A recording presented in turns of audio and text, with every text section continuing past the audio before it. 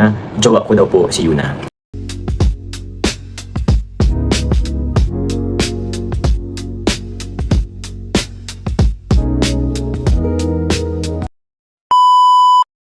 Mga kalingap, welcome back to my YouTube channel. Magandang araw po sa lahat. Sa mandako kayo ng mundo, naroon ngayon. At ito nga guys, no, panibagong reaction tayo mga kalingap dito sa live ni Kalingap Jomar. At dito nga po mga kalingap ay nagsalita na po si Kalingap Jomar at pinaliwanag niya po kung ano ba yung mga ginagawang pangbabati ko sa kanya, no, na fake news mga kalingap, at pati kaibigan ay talagang nililing po sa kanya, pati kumarin niya nililing sa kanya mga kalingap, na talagang mayroong talagang mayroong tawag dito mayroon talagang layunin sila, no, na pabagsakin or sirain talaga itong si Kalingap Jomar. At nandiyan nga, no, may mga katanungan si Kalingap Jom sa kanyang live kung bakit nga ba galit sila sa kay Kalingap Jomar, kung bakit daw ganun-ganun na lang yung paninira nila dito kay Kalingap Jomar. Ito siguro yung mga pasabog nila, no, na lalo na si Lola Zoraida na talagang may mga sinasabing mga pasabog. Siguro isa ito sa mga ginawa nila para talagang siraan si Kalingap Jomar, no, sa social media. At syempre yung imahe ni Kalingap Jomar ay gusto nilang sirain, na matagal na pong sinisira nila mga kalingap, na hanggang ngayon ay nanatili pa rin si Kalingap Jomar na matatag. At syempre nandiyan po si Carla, no, nandiyan palagi si Carla na talagang nakakaunawa at hindi po sila pinapakinggan kung ano man yung mga binabatong mga tawag dito, mga binabatong fake news dito kay Kalingap Jomar ay hindi pinapakinggan or binabaliwala na lang ni Carla mga kalingap, kasi alam niya na si Kalingap Jomar pa rin ang kanyang paniniwalaan mga kalingap, kasi nga syempre lagi niya itong kasama at ayun nga, di ba, mayroon na silang relasyon, di ba mga kalingap. Kaya sino pa ba ang paniniwalaan ni Carla? Syempre si Kalingap Jom. So ayun mga kalingap, no, bago natin simulan ang ating reaction dito sa nakuha ko pong clip video kay Kalingap Jomar, syempre magsha-shoutout muna tayo sa ating founder at sa ating kanyang may bahay, no, Kuya Bal Santos Matubang, Ate Edna Vlogs, at ang kanyang anak na si Kalingap Rab, at sa mga landing pad, ambassador, deputy, at mga Kalingap Scouters, mega love shoutout po sa inyong lahat. At syempre sa mga kapwa ko po OFW na walang sawang sumusuporta po sa buong team Kalingap. Ganun din po yung mga nandyan sa Pilipinas. Hindi ko na po kayo maisa-isa. Maraming salamat po sa pagsuporta sa aking maliit na YouTube channel. At syempre sa mga kapwa ko po reactor, ayan, especially po sa Team Bios, Karipa, Team Strikers, Team Watchers, at sa iba pa pong mga reactor na legit po na nandito po sa Team Kalingap. At syempre yung mga solid supporters, no, at viewers na walang sawang sumusuporta po sa buong Team Kalingap. Ganun din po sa mga sponsor, no, mga sponsor na talaga namang mula noon hanggang ngayon ay nandiyan sila tumutulong sa mga taong deserve na tulungan mga Kalingap. At ito nga guys, no, pakinggan natin yung clip video na nakuha natin kay Kalingap Jomar. Ayan. Clarify lang din naman something po. Kasi yung iba sumusobra din kasi yung iba. Di ba po? So, hindi pala yung iba. Sumusobra din yung mga basher, di ba? Sobrang bashing. Clarify ko lang din guys yung yung kumakalat po na jowa ko daw po si Yuna. Okay, hindi ko po yan jowa guys. Hindi ko po jowa. Barkada po yun si Yuna. Barkada po namin nila Jam at nila Philip. Mga tropa namin po dun sa Naga. Okay. Inan ko lang din po kasi pati po kasi sila nadadamay. Even po yung inaanak ko nadadamay din.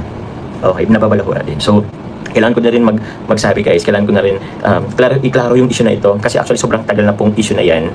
Sobrang tagal na. Ngayon, I don't know, ito binabat ulit sa akin. So, nakakasawa na din. I mean, di ba po? Lagi na lang. Pero naman po dun sa cellphone issue. Okay, cellphone issue, binigyan po, regarding po sa cellphone issue. Actually, nung sabi niyo po sa akin na meron daw binigyang cellphone na issue, dati wala po talaga akong naisip na binigyan ko po personally na ng cellphone. Tapos yung kumalat nga po na si Yuna daw, doon ko natandaan. Okay. Nag-ano nga pala kami. Nag-share nga pala kami. Nag-share kami dyan sa pagbili ng cellphone ni Yuna. Kasi that time po, birthday. Actually, sobrang tagal na nga po noon eh. Si Jam na nga lang po ang nagbigay po ng cellphone. Kasi wala po ako. Dito po ako sa diet. Sobrang busy ko. Kung nag-share lang ako. Pero hindi, nag-share lang ako ng pambili ng cellphone. Pero hindi po ako personally umabot kay Yuna. But, original plan po talaga namin ni Jam noon. At yung iba, bigay lang din talaga kay Yuna. Kumbaga, sama-sama kami. Pero, ako po kasi talaga is dito sa diet.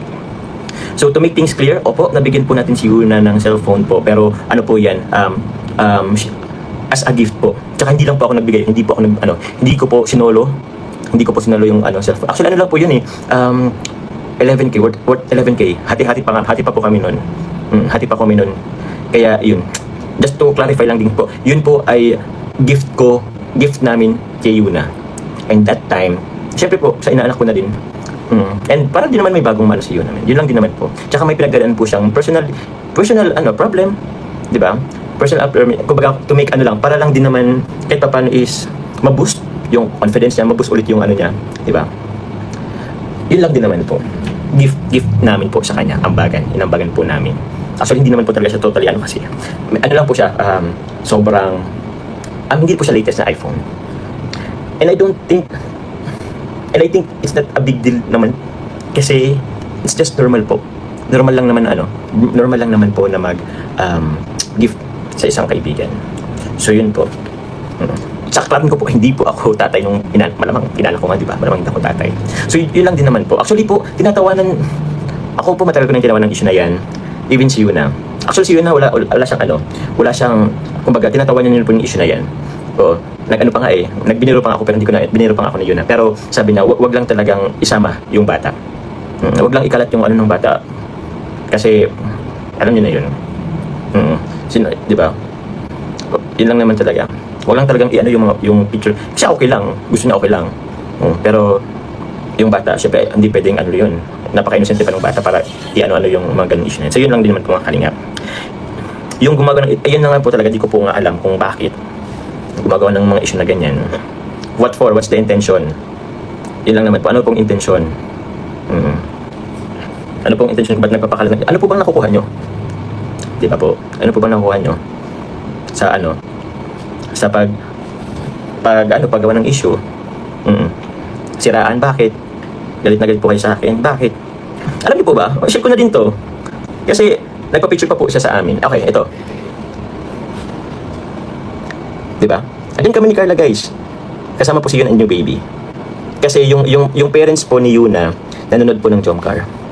Supportive po yan. Yan po yung anak ko. Pogi yan, kaso siyempre hindi ko papakita yung nilagyan ko ng sticker. Opo, pero andun kami ni Carla, oh. Kailan po to, guys? Tagal na po yan. Before pa po yan ito po yung papunta namin Cebu. Picture na yan. Nagkataon po na, ano po nagkayari? Actually, ito, birthday nung inaanak ko.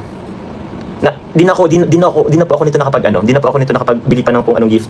Nag-ampaw na lang po ako, konti lang. Pero yan po, diba? Pogi, ganda. Diba? Nakita na po sila Yuna and Carla po, guys. Just to make things clear, they're okay. Yun lang naman po.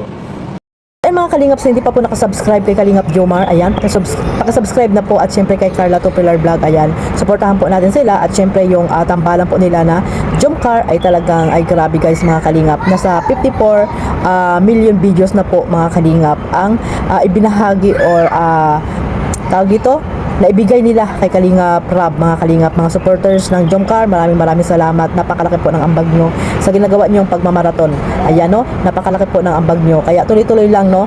Despite of mga kung ano-anong mga pagsubok na dumarating dito sa community ng Jomcar, ay dito pa rin po kayo solid na sumusuporta dito sa dalawa, no? Sabi nga ng Team Wig, walang iwanan. So sana po hanggang dulo ay nandiyan kayo, kung ano man yung mangyari dito sa Jomcar, no? Ay nandiyan pa rin po kayo mga Kalingap. Hayaan niyo po yung mga basher na walang magawa po dito sa dalawa, no? Talagang sinisiraan. Ayan nga, di ba mga Kalingap?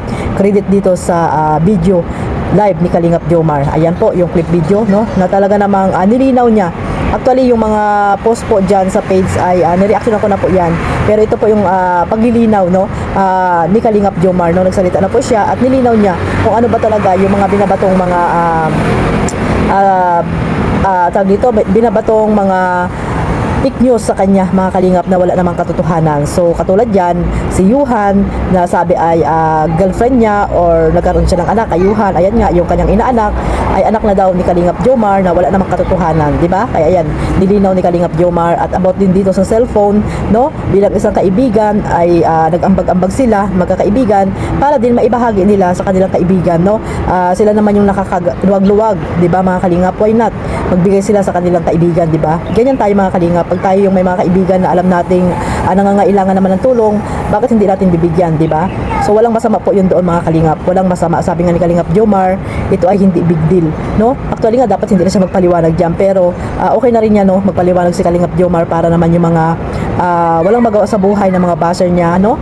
ay maliwanagan din kung maliliwanagan. Kasi paulit-ulit na lang yung mga kalingap, yung mga ibinabatong mga pamimintang or paratang kay Kalingap Jomar na may girlfriend, ay talagang noong isang taon pa po yan mga kalingap na hindi pa rin talaga matapos-tapos, no? Ewan nga ba mga kalingap kung bakit nga galit na galit sila dito kay Kalingap Jomar. Yan din yung tanong ni Kalingap Jomar, no? Na hanggang ngayon ay hindi niya rin lubos siguro maisip kung bakit nga ba galit na galit sila sa kay Kalingap Jomar na hindi naman sila pinapakaalman or wala namang ginagawa si Kalingap Jomar sa kanila, di ba? So ibig sabihin, talagang sinisiraan lang talaga si Kalingap Jomar at pilit na pinapabagsak, no? At ayun, pinaghihiwalay sila ni Carla, alam niyo na mga kalingap, talagang yan lang naman yung gusto nilang gawin, di ba? Dito kay Kalingap Jomar. At the same time, yung mga taong hindi makamove on, no? Na ngayon ay talagang yan ang ginagawa nila, puro paninira, no? Hindi kasi nagawa ng Jomcar yung mga gusto nilang makuha dito sa dalawa, no?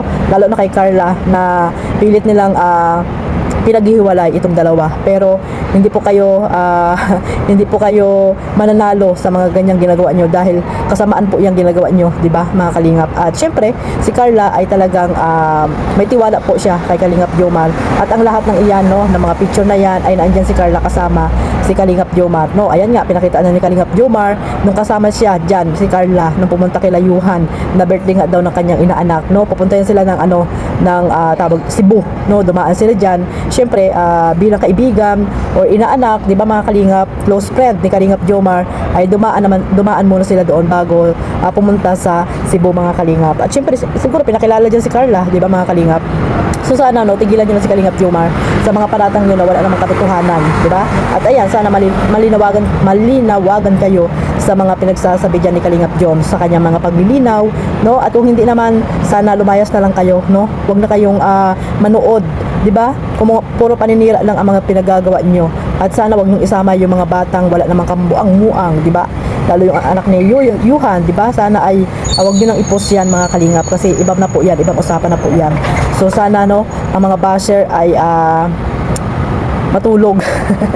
Matulog na lang, no? Kulang sa aruga mga kalingap, no? Paulit-ulit na lang yung mga paninira nyo dito kay Kalingap Jomar. Pero hanggang ngayon, still nandiyan pa rin po ang Jomcar at hanggang ngayon ay matatag pa rin sila, no? Si Carla at si Kalingap Jomar. Dahil na rin po sa mga sponsor, mga viewers na sulit na nagmamahal po dito sa dalawa. Kaya nanatili pa rin po matatag itong Jomcar. Sana mga kalingap, huwag nyo pong iiwan ang Jomcar, no? Yung mga supporters ng Jomcar mga kalingap. Ayan, no? Suportahan nyo po sila, lalo na po yung pag-charity ni Kalingap Jomar para mas marami pa siyang matutulungan na nangangailangan po dyan sa mandako ng lugar po dyan sa Camarines Norte mga kalingap. So ganun din kay Carla, no, yung kanyang small business kay Kalingap Joms, di ba may mga business sila, sana suportahan natin mga kalingap. At ayun, wala man tayong maibili or wala man tayong maibigay na pera sa kanila mga beneficiary, sa panonood po natin ay napakalaki na po ng ambag niyan mga kalingap. Kaya ayun, patuloy lang po kayo magmaraton. So ayan, mag-focus lang, no, sa pagmamaraton at huwag niyo na pong fokusan yung page na walang ginawa kundi puro paninira ang mga pinopost diyan. Huwag niyo na pong i-follow yan, i-unfollow niyo kasi po para hindi na po kayo ma-stress, no. Mag-focus kayo dito sa mga upload nila Kalingap Joms, yung iba pang mga keyboys diyan na gusto niyo panoorin, siyempre ni Kalingap Rab, ni Carla at ni Kuya Bal Santos Matubang. Ayan, suportahan po natin silang lahat. Ayan lang po mga kalingap, siyempre maraming salamat po sa pagsuporta sa aking maliit na YouTube channel Kalingap Maymay. Maraming salamat po. God bless us all. Mabuhay po ang Team Kalingap. Bye bye.